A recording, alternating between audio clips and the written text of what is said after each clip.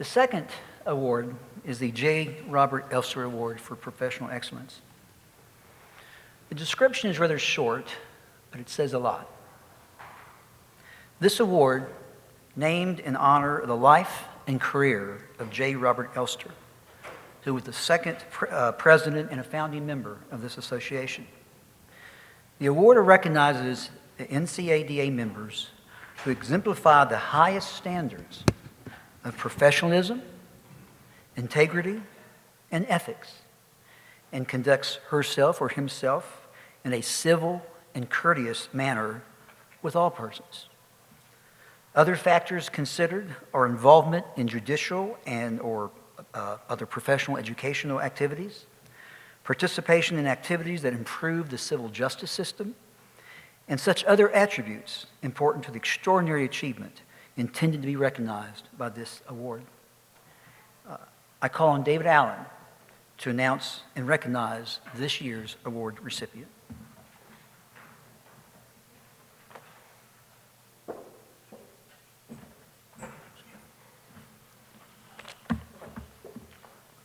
Always a great pleasure to get to stand in front of this group. As Dan said, this is the group of the best trial lawyers in our state, and it's always a privilege to look out here and see folks that are always eligible for these kind of awards because of the great work they do and the professionalism that they exemplify.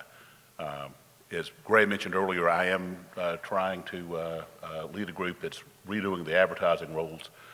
And trust me, our goal is to find out and really to find a path so that next time you go to court, you'll be able to have a patch on you just like a NASCAR driver, and it'll say brought to you by whoever you want to do. So that'll be, look for your input on those kind of ideas. Let us know how many per sleeve you think we can get on there. It is my honor this year to present the Bob Elster Award for Professional Excellence to this year's honoree, who I believe is the first time we've actually honored somebody who had the great fortune to be mentored by Bob Elster during his formative years.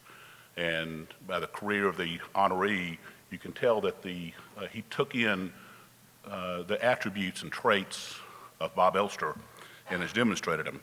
Our honoree is a lawyer who does not seek these kind of personal accolades and who does not look for the spotlight. So as someone who does look for the spotlight, I'm going to have to tell you a little bit about our honoree. Thanks, I appreciate that, thank you. So I'm going to tell you a little bit about our honoree because he certainly would not tell you about this himself. As Ken just said, this award recognizes the highest standards of professionalism, integrity, and ethics, as well as excellence in civil litigation. It's also been interpreted by our award committee as recognizing service to the bar and to the community, and our honoree certainly exemplifies those traits. Before starting his career at Petrie Stockton, our honoree attended Davidson. And with all due respect, Justice Irvin, perhaps held back by that meager undergraduate education, the honoree has said in at least one quote, "I couldn't get into a good school in the state of North Carolina, so I went out of state to Duke for his law school." After spending 15 years at Kilpatrick Stockton, he left to start his own firm for about 25 years and recently joined Nelson Mullins Riley and Scarborough in Winston-Salem. He represented defendants in professional liability insurance and business litigation and is routinely recognized as one of the best lawyers in North Carolina. He's a fellow of the American College of Trial Lawyers, a member of the American Board of Trial Advocates, and is a regular on the list of best lawyers in America, North Carolina Legal Elite, and super lawyers. He's been on the board of directors for Lawyers Mutual for more than a dozen years and has served the bar in a number of other ways. He was president of the Forsyth County Young Lawyers Association and then became chairman of the Young Lawyers Association the Young Lawyers section for the North Carolina Bar Association. Apparently he had such a good time over there at the Bar Association that he went on the Board of Governors and then spent time as the president of the Bar Association in 2004.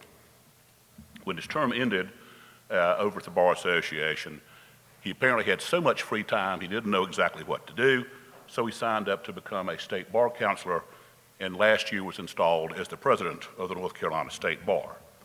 I've only found one other individual in my research that was foolish enough to take on the presidency of the Bar Association and then subsequently to take on the presidency of the State Bar. There may be others, but there's only one knucklehead that I'm aware of that has actually signed up for that in recent memory. Our honoree does have other interests in his life. He fancies himself somewhat of an author and claims to have written a number of novels. At least that's what I've been told, because if you go on Amazon, which is what that and Wikipedia, of course, the only two sources of knowledge for most of us, but if you go on Amazon and you put in this lawyer's name, the first title I couldn't find any books of his, by the way, listed in Amazon, but if you put in his name under the book category, the first thing that comes up is The Man in the Gray Flannel Suit, which may mean that Amazon knows this guy a lot better than we think. However, in speaking of his literary career, I heard him quote our fellow North Carolina lawyer, John Hart, and he cited one of Hart's lines, and the line that Hart wrote is, "The law is an ocean of darkness and truth." Let that sit there for just a minute. The law is an ocean of darkness and truth. And our honoree says, I'm not sure exactly what that means, but it sounds deep and beautiful and certainly explains why his novels get published and mine don't. Self-deprecating to a fault, our honoree rarely mentions his authorship of the authoritative 2-volume treatise on North Carolina civil procedure that my guess is everybody in this room has consulted at some point, or if you haven't, you certainly should have, and some judge has told you. Did you go look at that? Somehow, doing all of this non-demanding career that our honoree has had, he's found enough time to chair the deacons of his church, volunteer for a number of local civic groups, including the Boy Scouts of America and the Ronald McDonald House in Winston-Salem, while attempting to contribute at least marginally to the rearing of 6 children and supporting his wife's career by exposing himself to ridicule by attempting to practice yoga and do more than just the downward dog. By this time, you all know that we are here to honor one of our own and a man who truly exemplifies the best of our profession, both as a legal advocate and also, more importantly, as a citizen lawyer. He recently wrote in the North Carolina State Bar Quarterly a tribute to a gentleman named Philip Sadler. And if you want to read a moving tribute to a man that our honoree never met and that none of us have ever met, Google Philip Sadler, NC Bar, and this article will pop up. It talks about service and professional excellence. And while it was written about Mr. Sadler, a World War II vet and a humanitarian who headed every organization in Pulaski, Virginia, the same traits that were honored in that article by our honoree exemplify the life of this year's J. Robert Elster Award winner for professional excellence, Gray Wilson.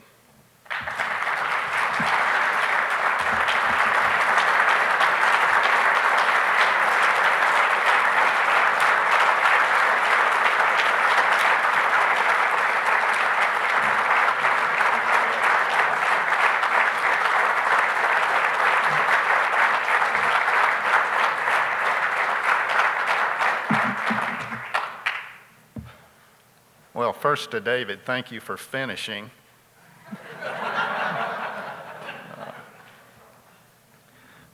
Since nearly everything I say is irreverent, that's irreverent, not irrelevant, let me first tell you that I am honored beyond imagining by this award.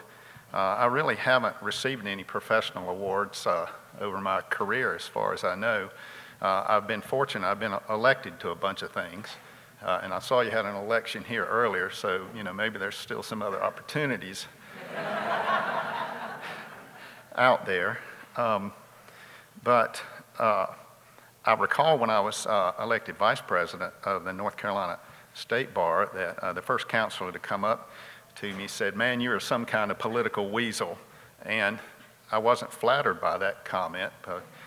The reference to weasels is generic. If I have to be a weasel, I'd want to be the apex predator in that family, which would be the Wolverine, because Hugh Jackman and I have so much in common. But I will tell you also that I was mentored by Bob Elster. He taught me a lot about how to be a trial lawyer, and I owe him much. He had a singular fondness for these Christmas carols during December, and riding around in his old brown Mercedes that was manufactured during the Weimar Republic. I recall at one point I finally lost it and turned the radio off and told him I just could not stand his taste in music. But as a lawyer, I found him to be singularly excellent in all respects. So I'm very honored by this award. I will cherish it, and I will keep it in my office unless I can find a way to melt it down and earn some money off the black market in that regard. So thank you very much.